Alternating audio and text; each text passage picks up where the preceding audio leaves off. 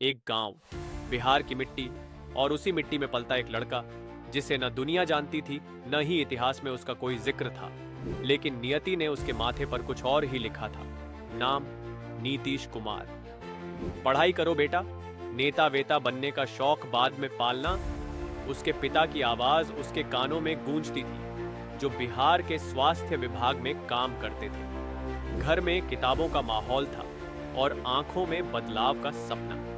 Patna engineering college से electrical engineering की degree ली, पर नियति की स्क्रिप्ट किसी लैब या फैक्ट्री की नहीं थी। 1980 का दशक था। जयप्रकाश नारायण के आंदोलन की चिंगारी जल रही थी। युवा नीतीश उस आग में कूद गया। ये राजनीति नहीं, ये जनक्रांति है, और मैं इस जनक्रांति का सिपाही बनूंगा। लालू यादव के साथ कदम से कदम मिलाकर चलता यह नौजवान जनता दल के दौर में उभरता गया। संसद में गया, रेल मंत्री बना, लेकिन फिर नीतीश, तुम मुख्यमंत्री क्यों नहीं बनते? एक सहयोगी ने कहा। नीतीश मुस्कुराया, क्योंकि मुझे सत्ता नहीं, व्यवस्था बदलनी। लेकिन जब बिहार धंस रहा था, अपराध, जंगल राज, अपहरण, बिजली संकट, तब उन्होंने ठानी, अगर बदलाव कोई ला सकता है तो वो मैं हूं, और अगर मैं नहीं लाया तो कोई नहीं लाएगा। 2005 बिहार चुनाव। नीतीश कुमार ने एनडीए के साथ गठबंधन किया। लालू के 15 साल बनाम विकास के 5 साल। देखना अब जनता क्या चुनती है।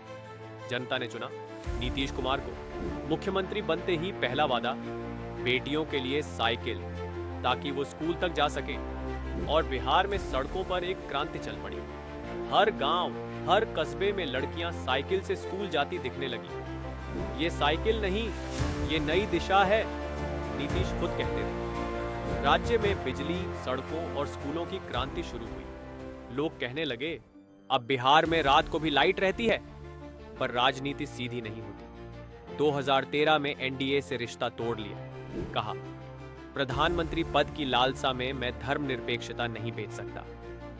2014 मोदी लहर में नीतीश की पार्टी का प्रदर्शन कमजोर रहा। राजनीति में हार और जीत आती जाती है, लेकिन सिद्धांत कभी नहीं डगमगाने चाहिए।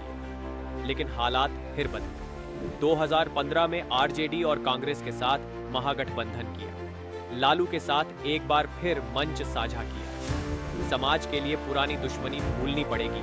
जनता ने फिर से उन्हें मुख्यमंत्री बना दिया। लेकिन फिर 2017, भ्रष्टाचार बर्दाश्त नहीं कर सकता, चाहे रिश्ता कितना भी गहरा क्यों ना हो। और नीतीश ने एक बार फिर आरजेडी का साथ छोड़ा और बीजेपी के साथ लौटा। लोगों ने कहा, क्या ये अवसरवाद है?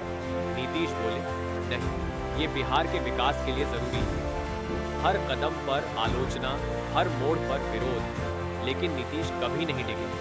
ना तो मैंने कभी कुर्सी की लालसा रखी, ना ही किसी को हटाकर बैठा। जनता ने मौका दिया तो काम किया। 2020 का चुनाव, एनडीए फिर से सत्ता में आई, लेकिन इस बार नीतीश की पार्टी को कम सीटें मिली। फिर भी उन्होंने कहा, मैं सत्ता में रहूं या नहीं, बिहार को आगे बढ़ते देखना चाहता हूं। और जब 2022 में फिर एक बार बीजेपी से नाता तोड़ा और महागठबंधन में लौटे, लोगों ने फिर सवाल उठाया, नीतीश क्या खेल कर रहे हैं? और उन्होंने जवाब दिया, मैं प्रधानमंत्री नहीं बनना चाहता, लेकिन देश में विपक्ष मजबूत होना चाहिए। उनकी राजनीति विचारों की थी, नारेबाजी की नहीं। ना परिवारवाद, ना घोटाले, सिर्फ काम और ईमानदारी। यही था नीतीश कुमार का ब्रांड। हर बार जब कोई मुख्यमंत्री घोटालों में फंसा, नीतीश की छवि एक सुशासन बाबू की तरह और चमकती गई। उन्होंने एक ऐसा बिहार छोड़ा जहां पहले लोग कहा करते थे, बिहार से बाहर जाओ तो मत बताना कि बिहारी हो, और अब लोग कहते हैं, हम बिहारी हैं और हमें गर्व है। उनकी सबसे बड़ी खासियत, सुनते थे, समझते थे और बोलते तभी थे जब जरूरी होता। राजनीति में शोरगुल के बीच उनकी चुप्पी एक शांति थी जिसमें भरोसा था। जो आदमी कुर्सी को साध्य नहीं बल्कि माध्यम मान ले, वही राजनीति में सच में कुछ कर पाता है। और नीतीश कुमार ने ये कर दिखाया। देश बदल रहा है, विचार बदल रहे हैं। तो क्या अगला प्रधानमंत्री बिहार से होगा? नीचे अपनी राय जरूर बताइए।